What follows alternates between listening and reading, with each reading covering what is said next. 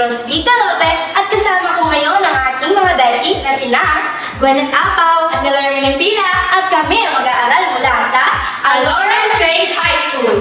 Ngayon, magbabahagi kami ng mga recipe na masarap na, Masustansya pa at abot kaya pa sa bulsa. Pero bago ang lahat, magbabahagi muna kami ng mga kaalaman na natutunan namin mula sa Sarap Sustansya Kusina Eskwela. Una, dapat ang pagkain natin ay hindi lang masarap, kundi masustansya rin. Kung kaya dapat ito merong go, Grow At Glow Foods! Pangalawa, piliin natin ang mga high-quality seasoning at preskong gulay at prutas. Iwasan natin ang mga low-quality seasoning at hindi presko. Pangatlo, kailangan maging madiskarte sa pagluluto para lalong mas makatipid, lalo na't mahal ang mabilihin ngayon sa pamamagitan ng pagkakaroon ng gulayan sa paaralan at garden sa ating sariling bahay ay tsak na nakakain ka na, nakakatipid ka pa! ngayon, oras na sa pagluluto, kaya samahan niyo kami. Tara na!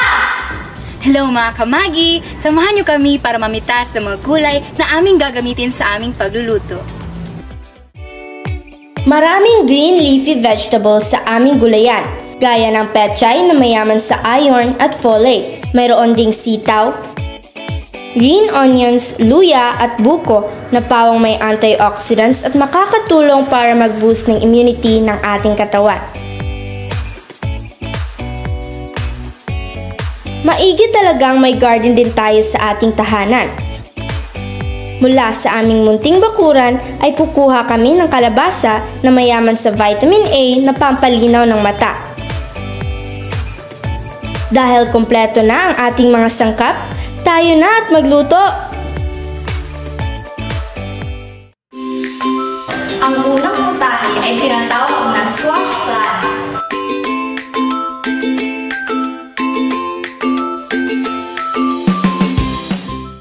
Pagsamahin ng asukal at tubig. Painitin sa katamtamang init, agad na ibuhos ang karamel sa mga lyanera o molde at hayaang tumigas. Sa isang blender o food processor, ilagay ang pinakuluang kalabasa, condensed milk, evaporated milk, itlog at vanilla extract. I-blend hanggang maging pino at makinis ang mixture. Ibuhos ang squash flan mixture sa mga lyanera na may caramel.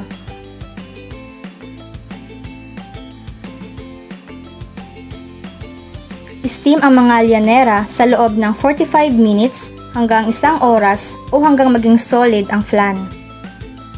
Pagkaluto nito, palamigin muna bago i-flip sa plato para makita ang caramel sa ibabaw. Pwede na itong ihain at enjoyin ang masarap na squash flan. Perfect ito sa dessert at masustansya pa. Ang ikalawang putahe naman bilang main dish ay orange chicken.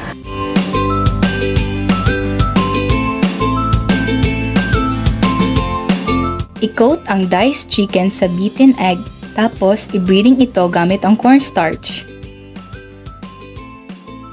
Siguraduhin evenly coated. Iprito ang manok sa mainit na mantika hanggang maging golden brown at crispy.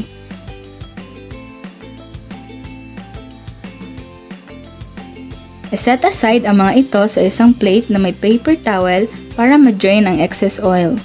Sa isang kawali, igisa ang bawang at luya hanggang maging mabango. Idagdag ang orange juice, soy sauce, rice vinegar, at sugar. Pakuluan ito sa medium heat hanggang matunaw ang sugar. Idagdag ang crispy chicken sa orange sauce. Palamutian ng chopped green onions kung nais. Enjoy ang iyong homemade orange chicken. Ang pangatlo at panghuli namang putahe ay buko chop suey.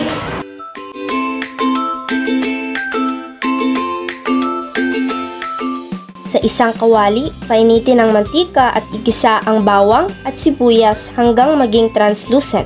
Idagdag ang hiniwang chicken breast at iprito hanggang maging golden brown.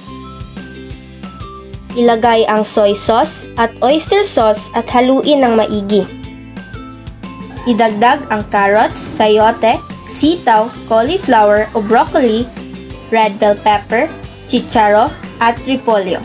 Haluin at lutuin ng 3 hanggang 5 minuto hanggang maluto ng kaunti ang mga gulay ngunit manatiling malutong. Ilagay ang buko meat at buko water.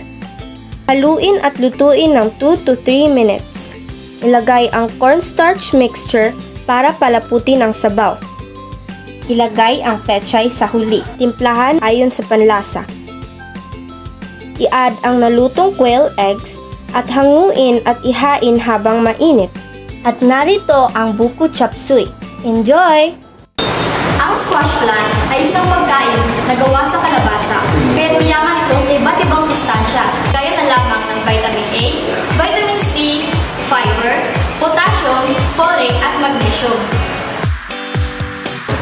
Ang orange chicken ay isang ulam na binubuo ng piniritong manok na may matamis at maasim na sauce gawa ng orange juice, asukal at suka.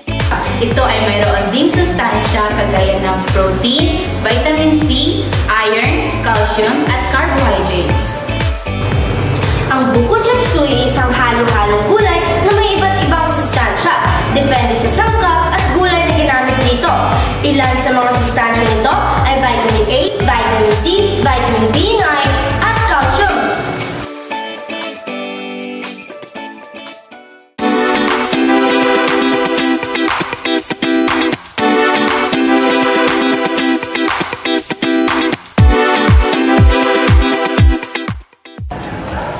Nag-enjoy ba ang lahat?